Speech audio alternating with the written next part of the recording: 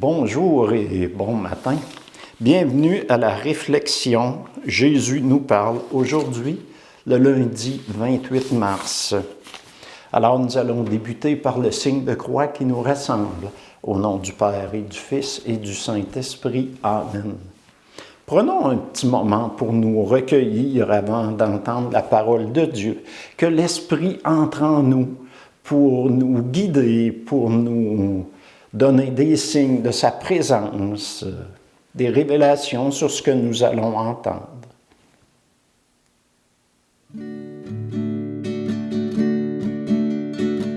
Honneur et gloire à toi, Seigneur, Jésus, source d'amour, toi le chemin de vie, le roi de la paix, Jésus, Jésus, Jésus. Le Seigneur soit avec vous et avec votre esprit.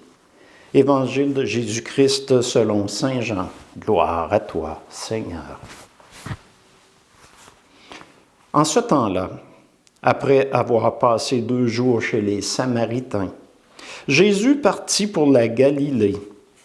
Lui-même avait témoigné qu'un prophète n'est pas considéré dans son propre pays. Il arriva donc en Galilée. Les Galiléens lui firent bon accueil, car il avait vu tout ce qu'il avait fait à Jérusalem pendant la fête de la Pâque, puisqu'ils étaient allés eux aussi à cette fête. Ainsi donc, Jésus revint à Cana de Galilée, où il avait changé l'eau en vin. Or, il y avait un fonctionnaire royal dont le fils était malade à Capharnaüm. Ayant appris que Jésus arrivait de Judée en Galilée, il alla le trouver. Il lui demandait de descendre à Capharnaüm pour guérir son fils qui était mourant. Jésus lui dit, « Si vous ne voyez pas de signes et de prodiges, vous ne croirez donc pas. » Le fonctionnaire royal lui dit, « Seigneur, descends avant que mon enfant ne meure. » Jésus lui répond, « Va, ton fils est vivant. » L'homme crut à la parole que Jésus lui avait dite et il partit.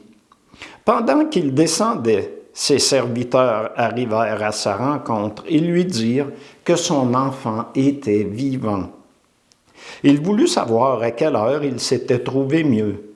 Ils lui dirent, « C'est hier à la 7e heure, soit au début de l'après-midi, que la fièvre l'a quitté. » Le père se rendit compte que c'était justement l'heure où Jésus lui avait dit, « Ton fils est vivant. » Alors il crut, lui aussi, que tous les gens de sa maison. Tel fut le second signe que Jésus accomplit lorsqu'il revint de Judée en Galilée. Acclamons la parole de Dieu. Louange à toi, Seigneur Jésus.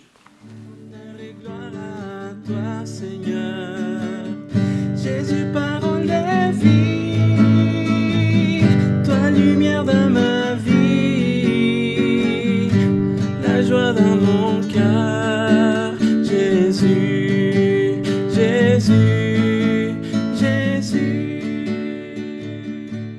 Alors, nous venons d'entendre que Jésus a passé 2 jours en Samarie. Ces 2 jours en Samarie ont débuté par la rencontre de la Samaritaine au puits de Jacob. Plusieurs Samaritains se sont convertis grâce au témoignage de la Samaritaine. Jésus n'est pas juste venu pour le peuple juif, mais pour tous les peuples de la terre. Avant d'arrêter en Samarie, Jésus avait été célébrer la Pâque à Jérusalem, au temple. Il en avait chassé les marchands. Voilà qu'il arrive en Galilée, à Cana, où il avait transformé l'eau en vin. Un fonctionnaire royal lui demande de guérir son fils qui est à Capharnaüm. Le fonctionnaire aimerait que Jésus parte pour Capharnaüm avec lui. Mais Jésus lui répond simplement, « Va, ton fils est guéri. » Sur le chemin du retour, le fonctionnaire rencontre ses serviteurs qui viennent lui annoncer que son fils est guéri. Il vérifie quand même quand il a été guéri. C'est exactement quand Jésus le lui avait dit. Malgré tous les signes que Jésus a réalisés, le doute persiste dans l'esprit du fonctionnaire. Il a besoin de vérifier. Nous avons besoin de savoir si la guérison est bien de Jésus, si c'est un miracle. La Bible nous offre plein de témoignages de guérison, la multiplication des pains, de conversion, de retour à la vie, la résurrection de Jésus, son apparition plusieurs fois auprès des apôtres. Malgré tout ce que nous lisons, nous entendons, nous doutons encore que Jésus est bien présent dans nos vies. Pourtant, il est là, bien présent. Regardez autour de vous, autour de nous. Nous sommes entourés de signes de sa présence. Quand Jésus nous habite, c'est une grande paix intérieure, c'est un calme après les tourments de la vie tumultueuse que nous vivons. Les époques sont différentes, mais l'humain est le même. Que nous nous déplacions en dos de chameau ou en voiture, nous avons les mêmes besoins. Manger, dormir, nous reproduire, des loisirs, etc. Nous payons nos impôts, notre dîme à nos fabriques respectives. Eux payaient des impôts aux Romains et au Temple.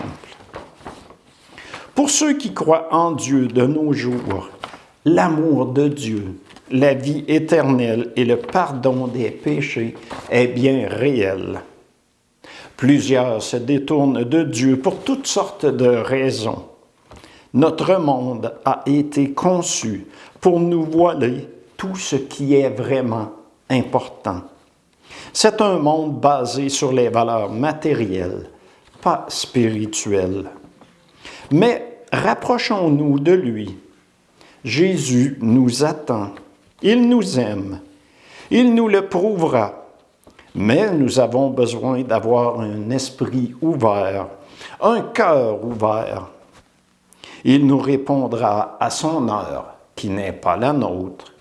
Saurons-nous reconnaître les signes de sa présence? Plusieurs appellent ces signes le hasard, mais je dis, c'est la présence de Dieu en nous et autour de nous.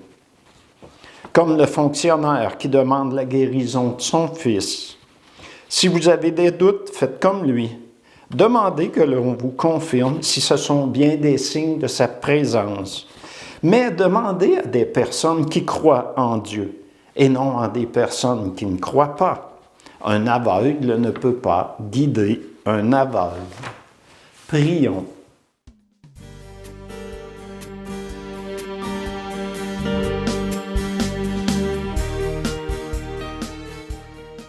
Prière pour la paix en Ukraine. Dieu de paix et de justice, aujourd'hui, nous prions pour le peuple de l'Ukraine. Nous prions pour la paix et le dépôt des armes. Nous prions pour tous ceux et celles qui craignent le lendemain, afin que ton esprit s'approche d'eux et les console. Nous prions pour les personnes qui ont le pouvoir sur la guerre ou la paix, afin que leurs décisions soient guidées par la sagesse, le discernement et la compassion. Avant tout, nous prions pour tous tes enfants bien-aimés, vivant dans le risque et dans la peur, pour que tu les soutiennes et les protèges. Nous prions au nom de Jésus, le Prince de la paix. Amen. Et moi, au nom de notre Dieu de miséricorde, plein de tendresse, d'amour pour chacune des habitants de notre petite planète, la Terre, je vous bénis au nom du Père et du Fils et du Saint-Esprit. Amen. Bonne journée.